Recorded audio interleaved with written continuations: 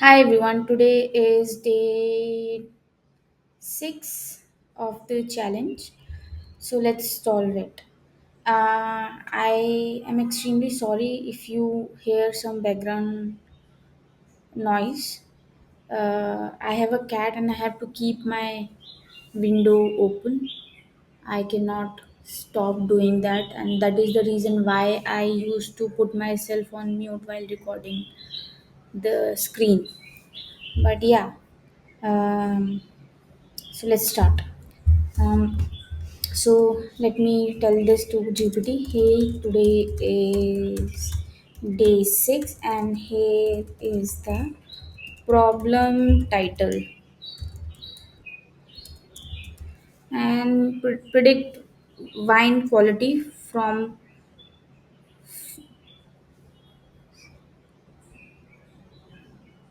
Let's see what it replies.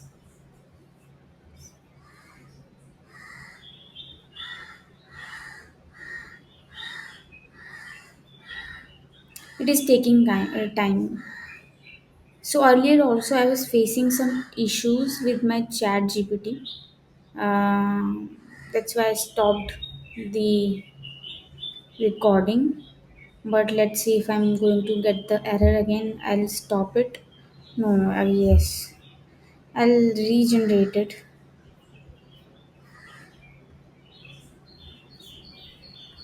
I'll copy it, paste it, and then see what am I getting.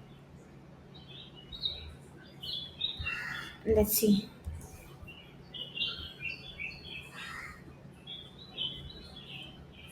Okay, it is working now. Thank you very much for showing patience. Yeah, let it generate and then we can go through it.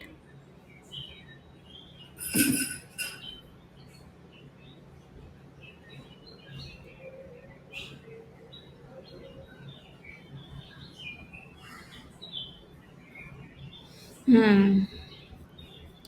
The steps look somewhat similar, but today we are using a model called SVM. I need to see what type of model it is. It for me today I don't think this problem is of classification type. Okay, but let's see.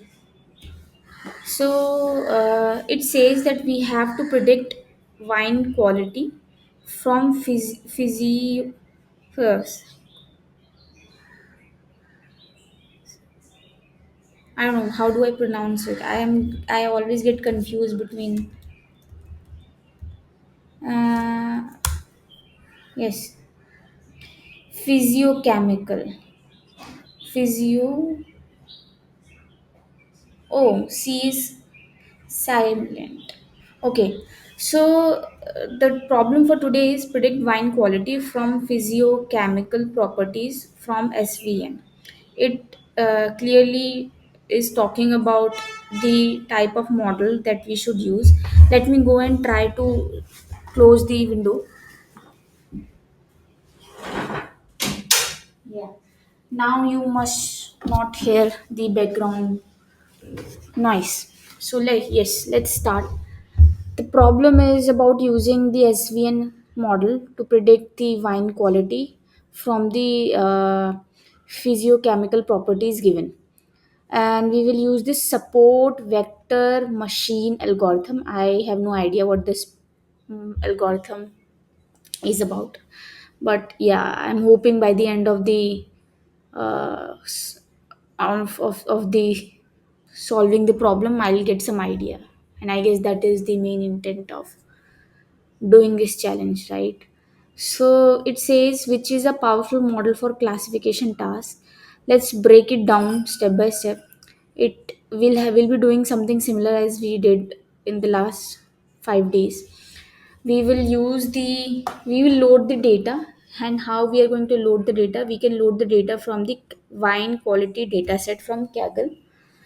This dataset contains the physiochemical properties of wine like acidity, sugar levels, alcohol content, and the quality ratings. We need to separate the data by splitting it into features. We will do that. We will physicochemical properties and the target. Quality is going to be our target. And then we will normalize the data. SVMs perform better when features are scaled. We will see what it is because we have not done anything like that in the past five problems. Then we are going to use SVM classifier. We will train a support vector machine classifier to predict the wine quality based on the our input feature. I am going to see why are we going to use this classifier type algorithm. So we will talk about it, and I'll also learn about it later in the video. Then again, like the five last problems, we will train and test it against our validation data, and then we are going to generate the classification report, and then we are going to generate the confusion matrix to evaluate the model's performance. So it says we can get the data from the Kaggle. So let me go and see if it is clickable. It shows it is clickable, but it is not. So let me go and try to get the data from here itself. It says 404.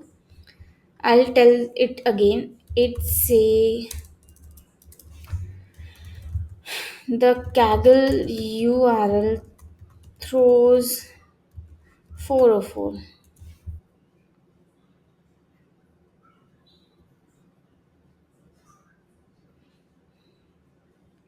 It says that I can download the Kaggle URL, Kaggle dataset directly, which makes sense. So let me go and copy the name of the problem, and then it should list me the page of the Kaggle dataset. Okay, again my cat. Now my cat wants the window to be open, so let me go and open it.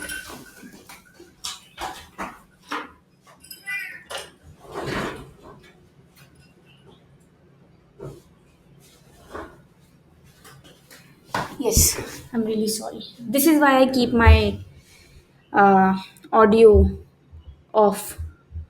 But yeah.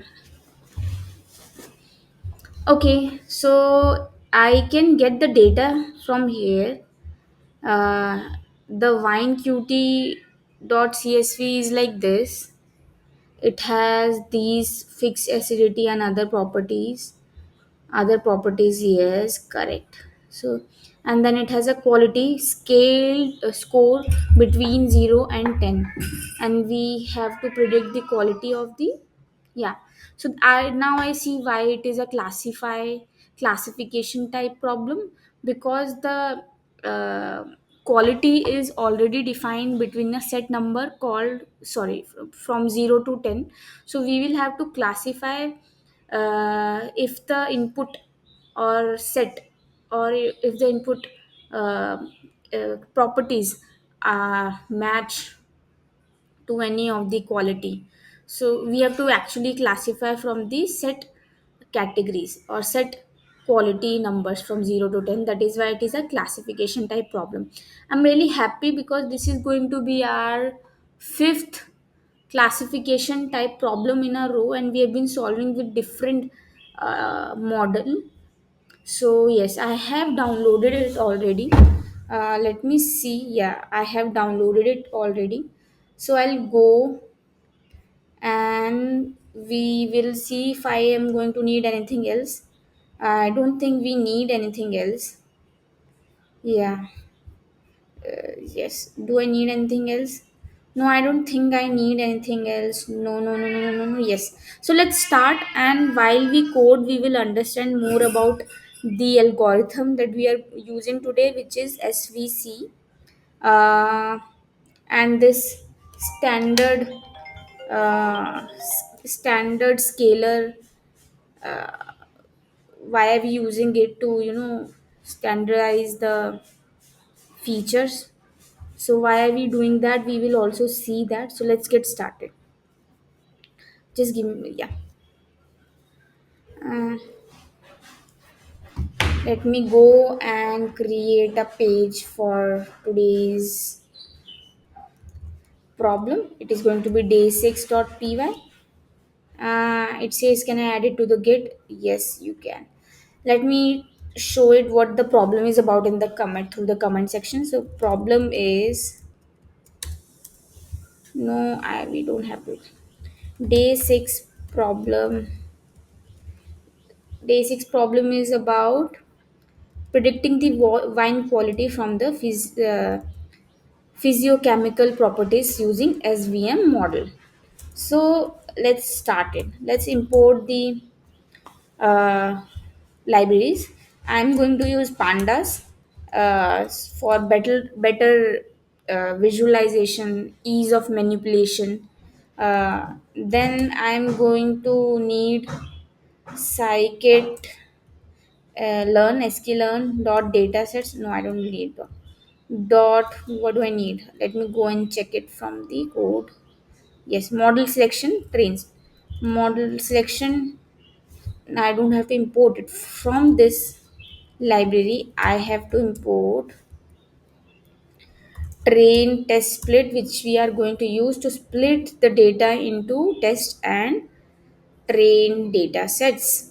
Then we are going to use standard scaler for pre-processing. We'll understand more about it. Standard sklearn dot pre-processing, import standard scaler. Then we are going to import sklearn dot svm, import svm,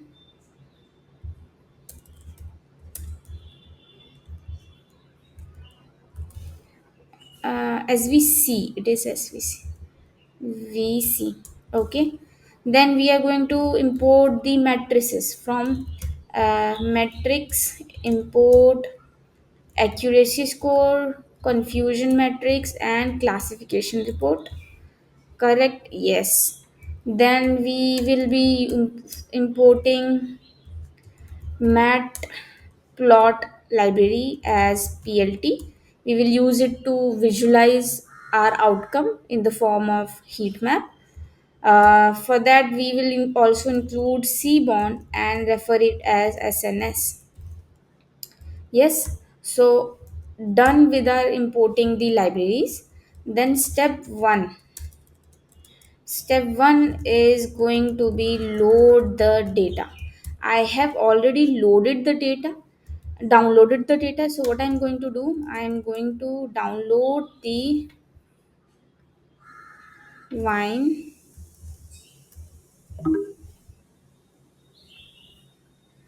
I'm going to download the wine dot. Here, let me go and create a new folder, directory data, and put it inside the data. Let me rename it to data set. Refactor it, rename it to data set.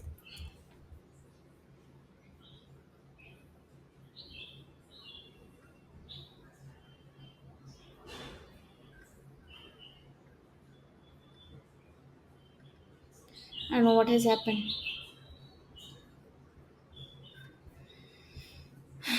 Let me open the terminal again. Let me see if I can refactor with the code move data to data set. See, then I can do. Oh, doing it from command line through commands are always going to be better. I don't know why I even use the shortcuts. So I'm going to move the downloaded wine quality dataset from Kaggle to our dataset folder. Let's see if it has the data. Yes, and we can see the data. So let's load it. So I'm going to do data day, and let's load this date as data frame from the panda reads csv, pass the location. It is going to be data set wine qst, and then we are going to do hang on. And separator we are passing is going to be this. Let's print the data head and see how this and day 6 this data is looking. Let me remove it. We can see the information, we can clearly see the information, right? So I am now thinking of dropping the quality column from this data and putting it in a separate variable called y. We will do it because we want to separate the features from the target. So let's do that. So step 2 is, hang on, step 2 is uh, and let me also, step 2 is, let me also take screenshot, it will help me later to write the post, progress post.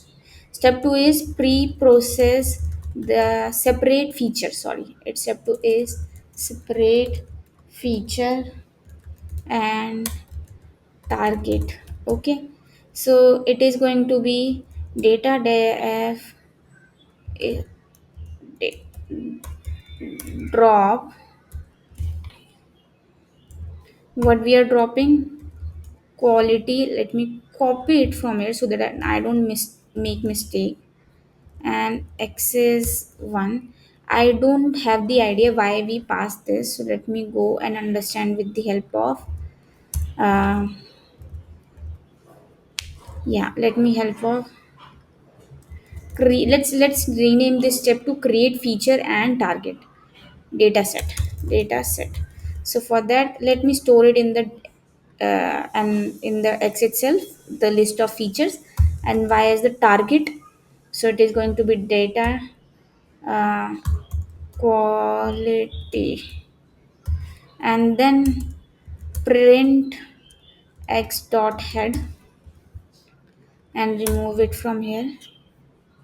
And let's see what it will print. We do not see quality here. Let's print y dot head, save it and then run it, and we do see the information quality here that we were seeing earlier, right? So things are looking smooth till now, but I want to understand what here, what this axis represent. So I'll ask here, what does axis parameter do?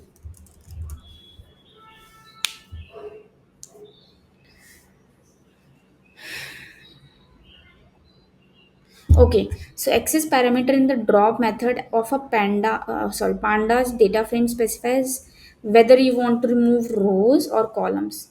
In this line, quality is the name of the column that we want to drop. Okay, understood. Access equals to 1, specify that we are dropping column in pandas. Okay, quality we want to drop, but quality we want to drop the row or column.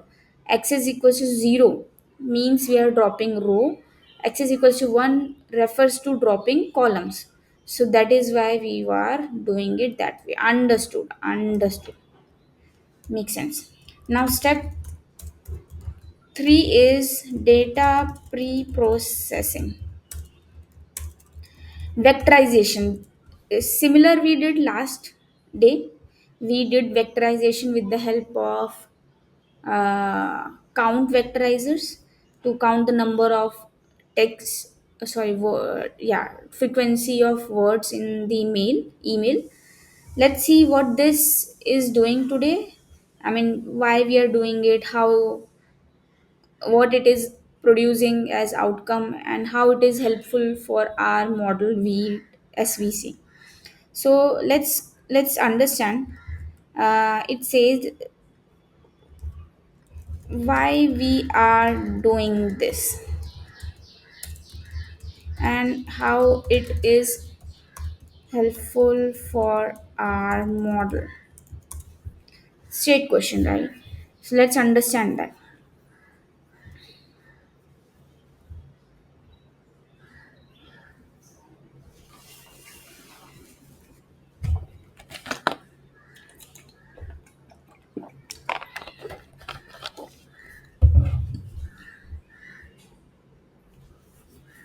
me move it here. Okay, it has generated, so let's read it. It says, "Great question, thank you. Let's break why we use standard scalar.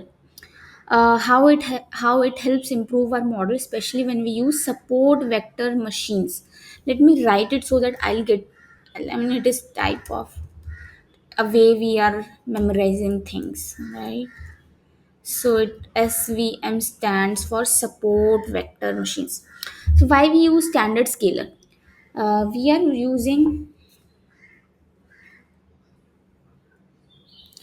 are using standard scalar to standardize or normalize the data.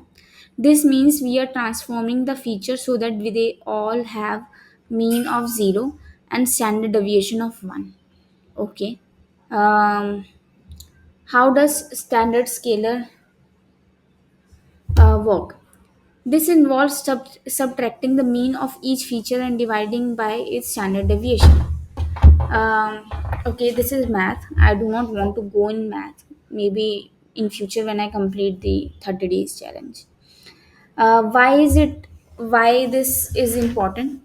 SVMs, support vector machines, work by finding the optimal boundary that separates different classes of data. The distance from each data point to this hyperplane is very crucial in determining the classification. If the feature have different scales, the model may give more importance to feature with larger scales, which can lead to inaccurate or biased result. Yes, example, because I'm not able to understand it. Example of different scales. Support one feature represents suppose one feature represents a alcohol content ranging from 0 to 100. Another feature represents pH levels which range from 0 to 14. Without scaling, the model may prioritize alcohol content more than pH level, simply because the values of alcohol content are numerically larger. Correct. Here it is larger. This can distort the model's ability to find the correct decision boundary. Okay, so these are the benefits when we use a standard scalar. When features have different unit of or scales like liters, uh, how many liters, grams, pH or temperature. Okay, when using different base distance based algorithms like SVM, k nearest algorithm neighbors, or linear regression, where the relative distance between data points matter, we use standard scalar. Because we are standardizing the scale. Example, without scaling, if you did not use standard scale and your feature had very different scales like alcohol content and pH level, we saw the SVM model might have too much operation importance to alcohol content just because the numerical range is larger, and it could fail to find the correct separate boundaries. Okay, I want, can you help me with what output standard will produce with visualizing? Okay, visualizing. I am still not very confident with understanding of standard scalar. I do understand some ideas and with the help of that example. So what I've understood is, for example, we have different parameters to, for example, the alcohol content is measured in 0 to 100, pH level is measured in 0 to 14. So if we are going to train our model is going to give priority to this because the range is larger. But it does not mean that it is less important, right? So we have to standardize the scale. Similarly, if we have one parameter in kilometer and another parameters in liter or milliliter or centimeters, it should not mean that the kilometer range should be given more priority. So that is why we have to standardize the scale. But I want to understand what type of output this standardized scale is producing with the help of some examples, so that we can understand better. Let's see some more easy to understand examples. I think today's call, today's this video is going to be long because I have almost no knowledge of this model. So it is going to take some time. But okay, uh, the whole idea of doing this challenge is to stay consistent and learn by the end of it, right? So yeah. Okay, let's see. So, sure, let's walk through a simple example to better understand how standard scalar works and what it does to your data. Suppose, now it is giving an example. Suppose we have a small data set with two features, height and weight. Okay. The value of these features are in different scales. The height is in centimeter, the weight is in kilogram. And this is the information. Before scaling, standard scaler calculates the mean and standard deviation for each feature. Mean is going to be 160 plus 170 plus 150 plus 180 plus 175 by 5. So the mean is going to be the average, which is 167. Standard deviation is 11.18. I did study, but let me go and understand what the standard deviation is. Standard, can you explain?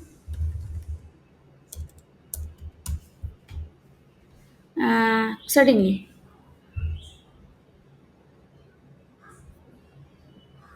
I don't want to see the formula actually. I want to see what it means here to our example. Hmm. Okay. So, standard deviation is a measure of how spread out the values in a dataset are from the mean average. Okay. From the mean, how spread out the values in the dataset are. It tells you how much the individual data points differ from the average of the data. Oh, nice. Our load standard deviation means that most of the data points are close to the mean. Okay. A high standard deviation means that the data points uh, are spread out over a large range of the values. So it shows how spread out the values in the data set are from the mean, from the average. Okay, understood. um, to calculate the standard deviation, these are the steps. Find the mean, subtract the mean from each data point and square the result. Find the mean of the square difference. Okay, so this is the formula. I do not want to go in the formula because I did, you know, I have studied about the formula in high school. I still don't remember it, so there is no point in uh, learning about it now until I know the real meaning. So through example, it says let's calculate the standard deviation with a small example. Suppose we have this data set representing the height of the five people. Okay, understood. Now the mean is going to be sum of all of these, and then divide by the total number of this, total the count, which is 81 850 by 5, which is 170, is going to be the mean. Now subtract the mean from each height, which is going to be 150. How far these are?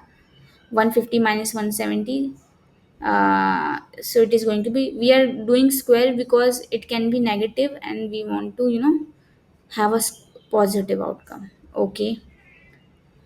Add up the square differences and divide by the number of data points to get the variance. Okay, again we added the squared ones, divided by 5,000 by divide by 5 is going to be 200. So the whole thing is spread over 120 200 area. Take the square root of the variance. The variance is going to be 200 and the square is going to be under, sorry, the square root of 200 is going to be 14.14. So the standard deviation is about 14.14. This means that on average, the height in this data said vary about 14 centimeter from the mean height. Okay, on an average, the mean height is 170 we calculated, and we got the standard deviation 14.14 from this formula, which says that on an average, every each height is at a distance of 14.14 from the mean height. Yes, understood. Okay, now I've understood, but let's go back to our thing of understanding the standard scalar. Why are we using? So, we got this idea that standard deviation for this example is 11.18. With weight, for weight, the mean is 70 and the standard deviation is 10. Next, we apply the scaling transformation. Okay, scaling transformation. I still don't, so I don't understand what the scaling transformation is. So I'll ask ChatGPT, what is this scaling transformation? Okay, scaling transformation is the process. So let's wait for it to generate the full response and then we can study about it. Hmm.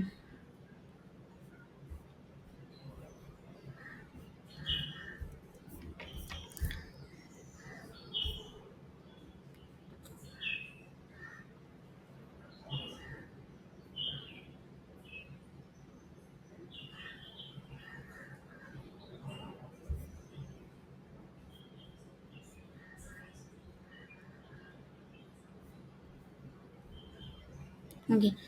Scaling transformation is the process of transforming your data so that all features are on a similar scale range. It is commonly done in machine learning to ensure that no feature dominates the other feature simply because of its larger numerical range. This is what standard scalarization is doing, right? So let me save it because I think this makes sense.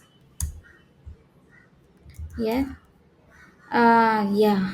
So what we are trying to do is we are standardizing the scale so that what mm, so that no feature dominates the other simply because it is larger numerical, because of its larger numerical range. That is why we are doing this standard scalarization using standard scalar.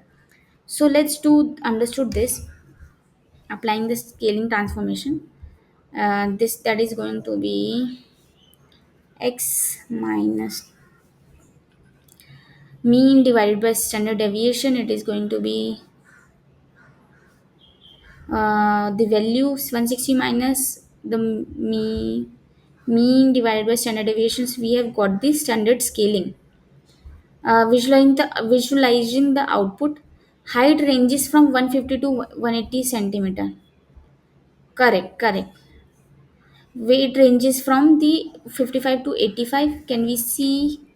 Yes, 55 is least, 85 is highest. This is the original data. After scaling, what it has done, the transformed height and weight values are now centered around 0 and their standard deviations are 1. Yes, correct. This ensured, and for height it is looking this, for weight it is looking this. So everything is coming around 0 or 1, which is good. This ensures that the data has zero mean and unit variance. Okay, unit variance as in very one or something, meaning all the feature are on the same scale. This that is why we did that standard scalarization. Okay, why we did that? So that our mean, so we did that so that our values are now centered around 0 and their standard deviation 0. We did because we wanted our data to have zero mean and unit variance, meaning all data are on the same scale. We did that so that our data remain on the same scale. Okay, we did the, so it kind of performed it on a sample data. We had height and weight. Okay, converted in, created a data frame, then created an object of standard scalar, applied that using fit transform on the data, data frame, and convert the scale data back to the data frame for easy viewing. Okay, it was in scale data, so let's convert it. Columns are going to be this. So let's display the original is this and the scaled is this. Yes, we can see it has converted it into mean to be 0 and standard deviation around unit. Yes, understood, understood. So uh, standard scalar ensures that all features contribute equally by transforming the data to have a mean of 0 and a standard deviation of 1. Understood. Really cool. Uh, Understood. Now it makes sense. So let's do that. A standard scale, scale, and standard scalar. Create an object of it, and then do what? Fit the data. We are fitting the data as standard scale dot fit transform and fit the data. And do I need anything in the fit transform? No, no. This should be done. So let's print this x dot head. Okay, it is not. So let me print this. It is in the non data frame format. What did it do to get back to the data form? Yeah. So let's see. Is it doing something similar here as well? Let me go. Understand. Mhm.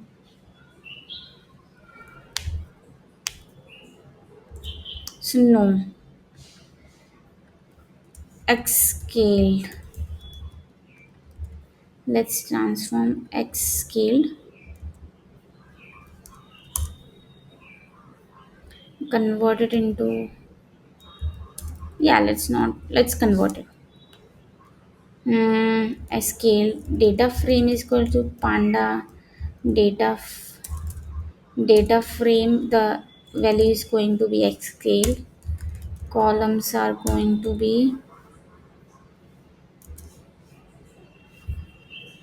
x dot columns, and let's print this data frame dot head, and let's see what it is going to print. Oh, there, see, now we see everything is, the mean is around 0 and the standard deviation is around 1, right? So which is the idea why we are doing it. We are doing it so that our all features lie around a standard scale, so that no one feature dominates the other feature, because simply because they are larger in range. Once we do that, comment it, then let's go back to this, comment this, we do not need this also. And the step number 4 is going to be, step 4 is going to be create and, so sorry, split the data. Split the data. Again we are going to split into 80-20 ratio, which is going to be, training data is going to be 80% and validation data is going to be 20%. So let's do that. We'll name x train and the other value is x validate, y train, y validate, and then we will use train test split, pass the x scaled, y, which is already in that, there is only one output, right? And then we are going to do what, we will say the size of this test size is going to be 0.2, and then we are going to define the random state as 42. Now step number 4 is going to be, step number 5 is going to be create and train the model. For this, we are using what? We are using SVC. So let's first understand what this is.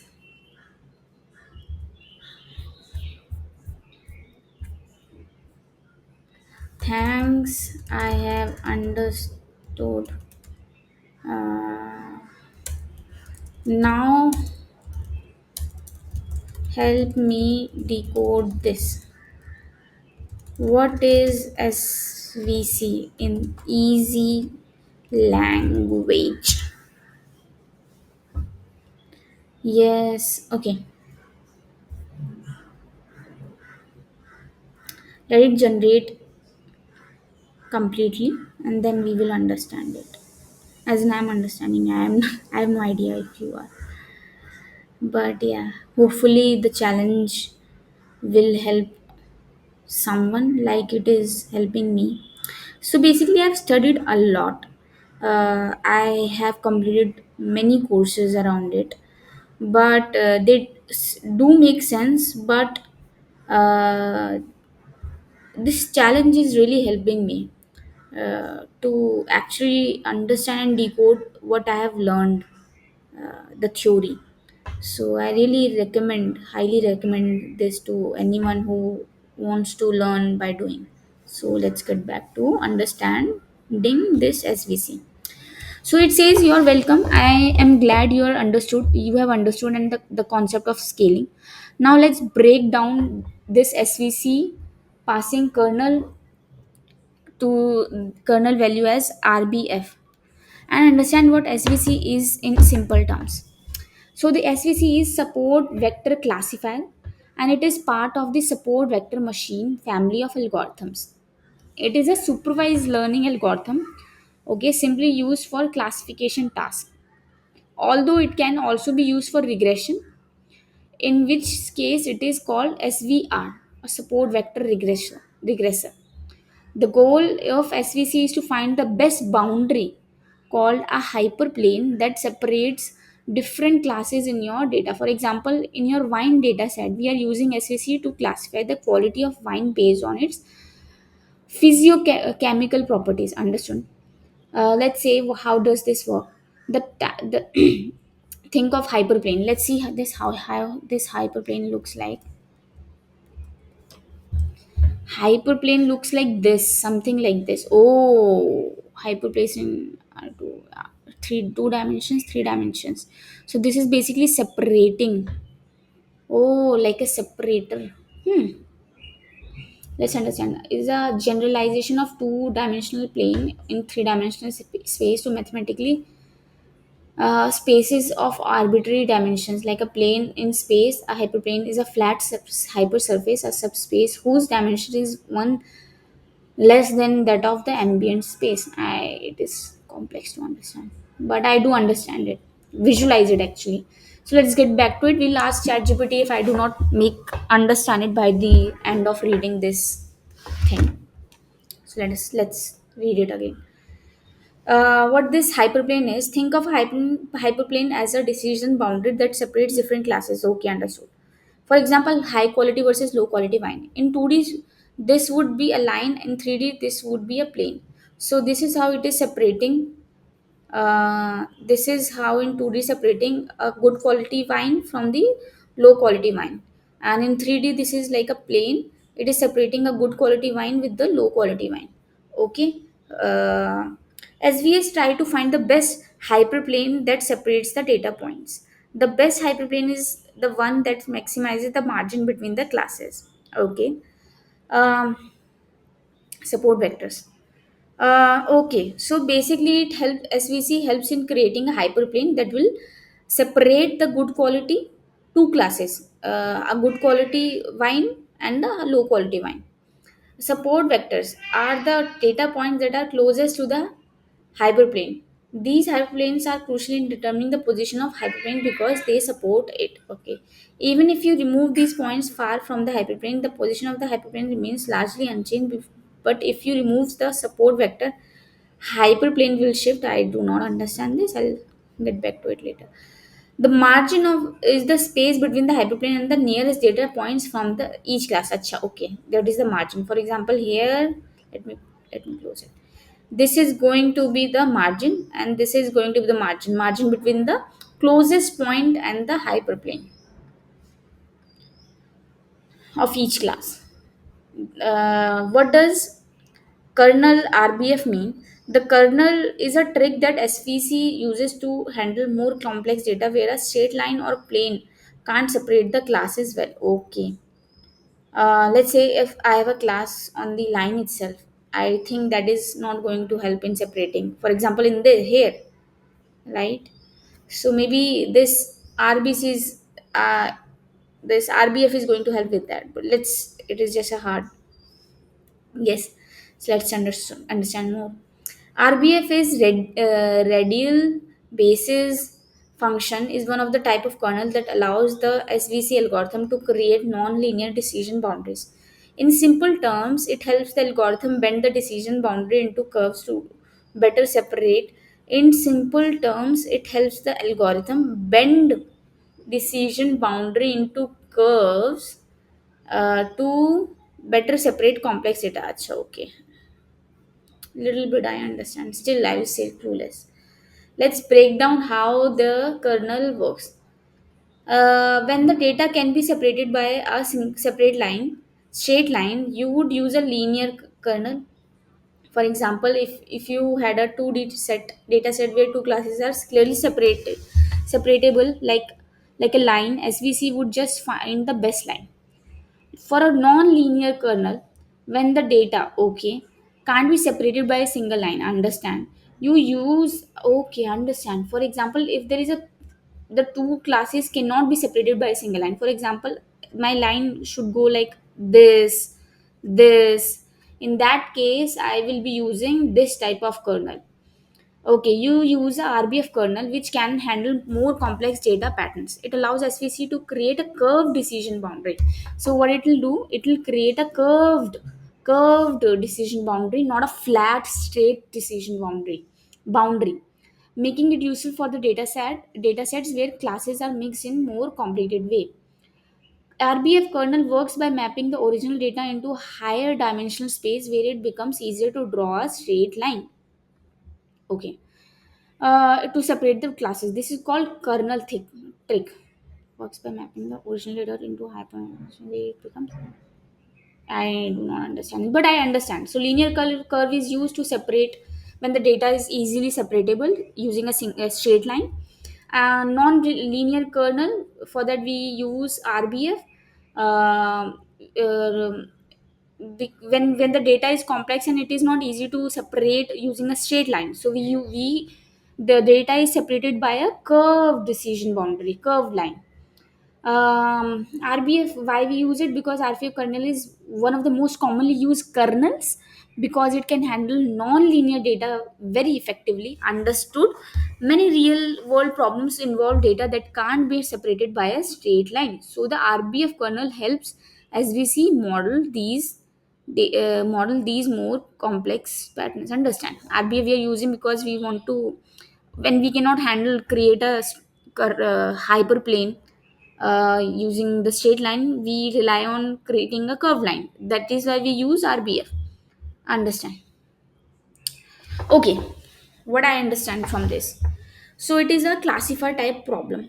What it does through SVC, what we do, we try to create a plane. We try to create a hyperplane. Okay. Now hyperplane we can create. In 2D it looks like this. In 3D it may look like this. Okay. And this hyperplane is going to help me separate the two classes, like a good quality wine and a bad quality wine, right? Now in 2D, yeah, we have understood how it looks in 2D and 3D. But let's say our data is complex and separating using a straight line is difficult. So what we do, we will rely on separating it by using by a curved decision boundary, a curved line, hyperplane. So for that we use a kernel we use to define how we are going to separate using in the higher dimensional space, as in using a straight line or a curved line. So here we are going ahead with the curved kernel line by passing RBF kernel, because we think our data is complex and it is not going to be easily separatable using a straight line. That is why we are using RBF. So now it makes sense. We first what we did, we first standardized the features because they were like largely scattered, and we did not want our one feature to dominate the other features simply because its range is large. So we first standardize it using standard scaler. Now we are creating a model of SVC type and we are passing the R kernel as RBF. Is that right? Let me go back to the code. Go back. Not this one. Go back. Yes. Mm-hmm. Yes, RBF. So what we are doing is, let me write it what I've understood. SVC is a classifier type model of SVM, support vector machine. We are using it to separate. What it does, this model creates a hyperplane to separate two classes, separate classes separate two classes, like a good quality wine or an poor quality wine. Okay, understood. Separate, understood. Now this hyperplane can be looks like a straight line in 2D, and visualize it like a plane in 3D. Okay.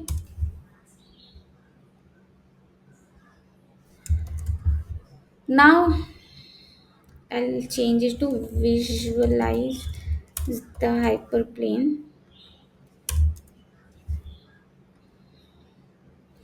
Now, if the data set is complex and not easily sep- separatable into classes, is easily can can be easily separated into classes, separatable, let's say separatable, we use linear type straight line. We use type kernel to show to mention straight curve. If the data set is complex, let me, I have made mistake, separatable, separate,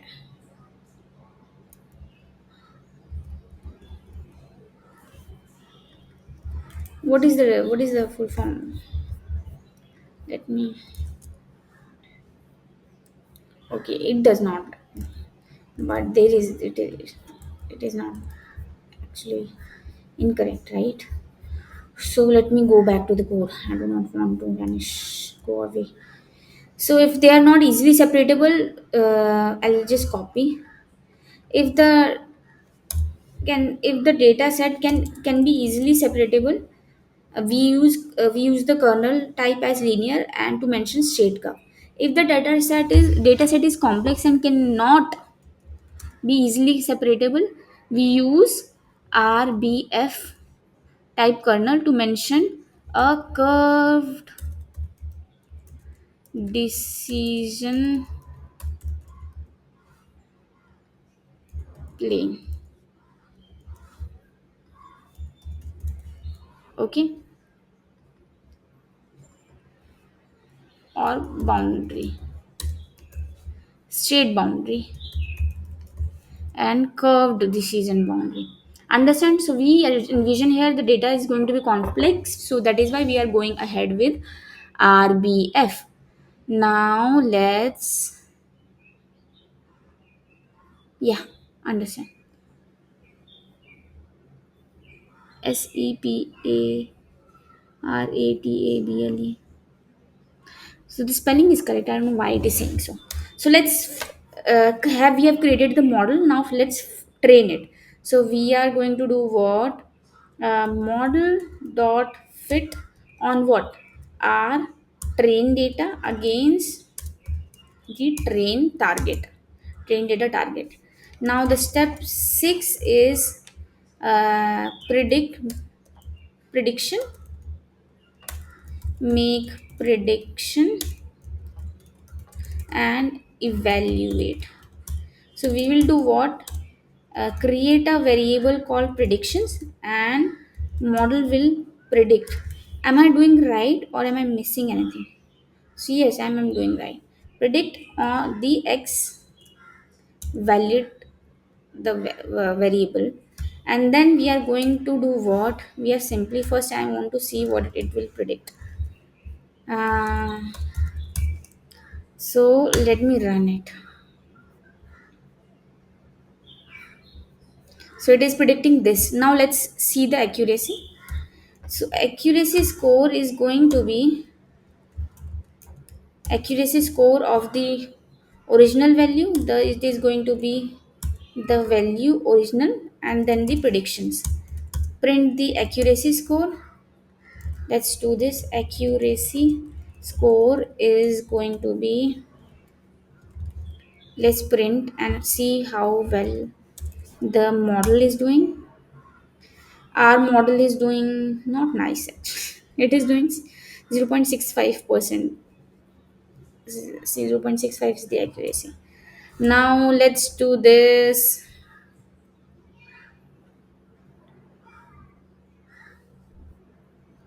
And I want to see. Okay. Let's see what it will present. Okay, I want to see in percentage. Our model is doing 65%, but I'm okay with the old version. I understand that. Yes, our model is doing this. The accuracy is coming as this. It is coming as this. So now let's see the confusion matrix, because again this is a classification type problem. We want to see the positives, negatives, everything, right? So we want to see how to understand more about the problem, to understand more about the model. So we will pass the actual value and then the prediction and then print confusion matrix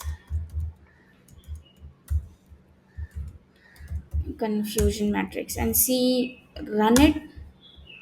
So yes, this is how it is doing. We will print it. It looks nice, but we see a lot of other data also, like this 24, 69 is this 27. So these two are big numbers. 15, which is false. So I need to false negative, or I need to see what that is, but they don't seem to be the nice numbers, 24, 27. So yes, let's decode more. um, let's do what? Let's classification report also. Ca- classification report of the whew, the actual and the predictions. Print the class, so hang on, sorry, classification report is going to be classification report. Let's run it and see what it will present.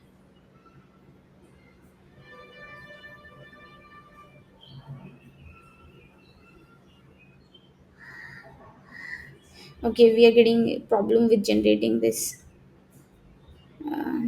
precision and F score because zero division parameter to control the base behavior. Let's see. Let's. I am getting this.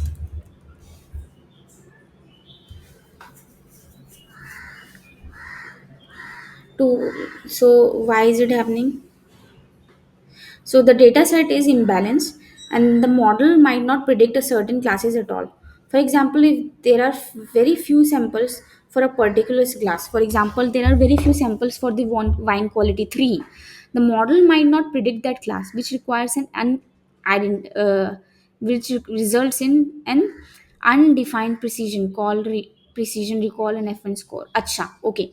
So if we do not have enough data for a particular class, that is why we get this class imbalance issue. The model might struggle to correctly classify certain classes due to the nature of the data or the current setting. How to handle it? Use zero division parameter. You can control how the metric behaves when there are no predicted samples by setting the zero division parameter to 0 or 1 when calling the classification report. Set the precision F and F scores to 0 when the value are no predicted sample. There are no predicted samples for a class. Set the precision and F score to 1 when there are no predicted samples of a class.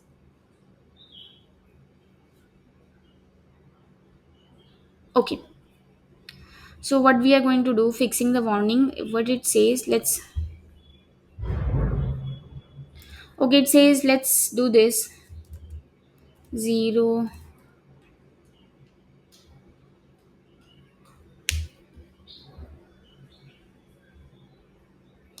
It says we can do this. Not here. Here, when we are generating this classification record, I say what to do when we do not have the enough predictions for a particular class. Uh, if for class imbalance, if we do not have enough predicted uh, enough data in of a class like quality is equals to 3 in prediction values, we uh, we can we can tell classification report to do what. We are telling classification report to set the precision. We are telling classification report to set the precision and F score to 0 when there are no predicted samples for a class. So we are saying it set it to 0. Now let's run it and see if it will go away. We do not see the warning right now. So this is how it is looking. Let's visualize it. Yes. Um, hmm.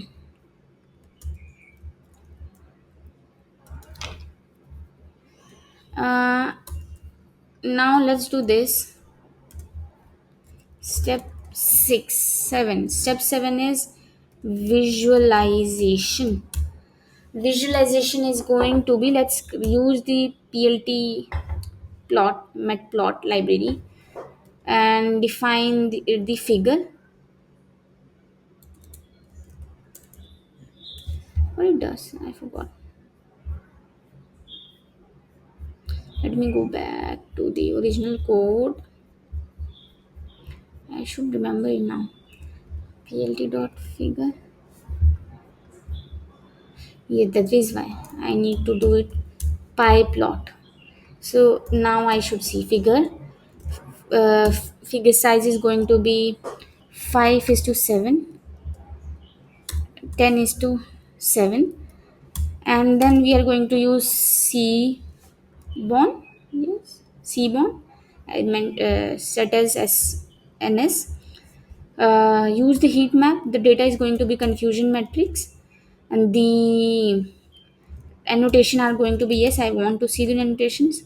The format is going to be G text, and no, it is D. Oh, it is decimal. Okay. Yes, we have scaled it, no? Yeah, and it was originally numbers only, no text.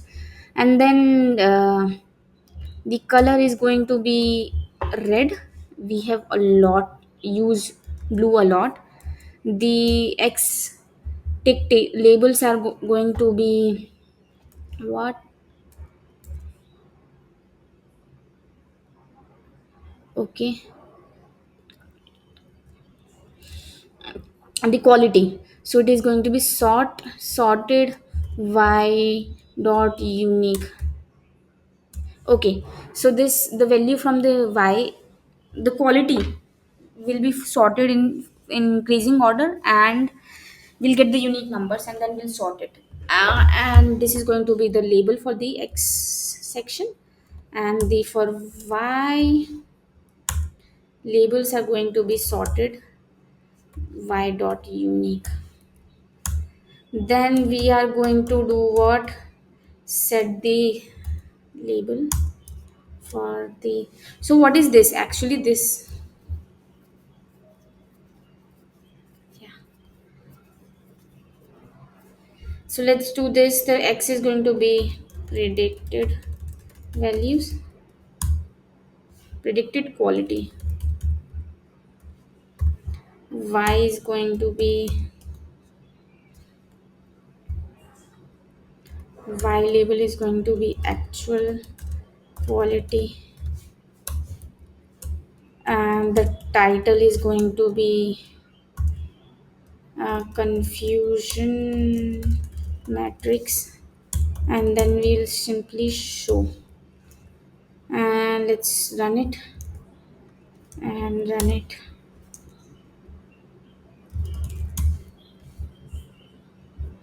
Okay, run the program, and this is how the map is looking. If you see, this is okay.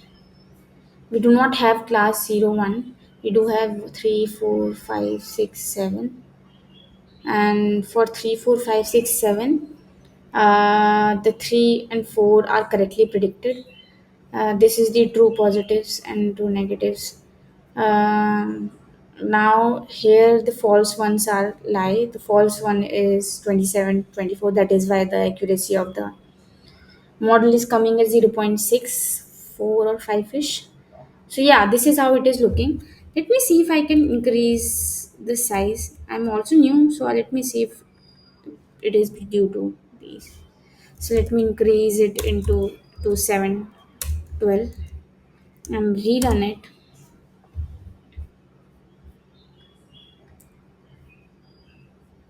Hang on, increase this. Let's 12, 12, 10.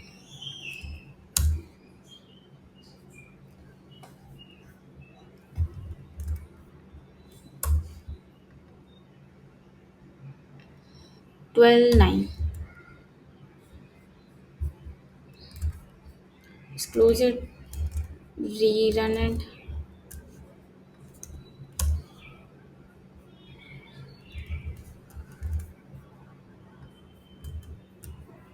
Let's do this. I'm happy with 10. Okay, bhai. Let's do this. 8. And let's do this. 7. Then now it is looking good. So yes, this is it. Let me save it somewhere. Hang on. So that I can use it to build the result. Yes. And this is the data. So yes, This is how the we have completed, we it looks that we have completed the problem. Let's commit it to our Git repository. Let's add the day number, day 6. I might have changed something in the day 5. So let's commit code for day 6 problem. Let's do this. Add code for day 6 problem to the main branch, and done. Let's go and see if we can see the code. Yes, we can see the code. It looks fine, it looks good. So yes, this is how we have completed the problem for day 6 as well. Looking forward to what we have to do tomorrow. It is again going to look like last year, so let's not look at anything other than today's problem. So thank you very much. Yes,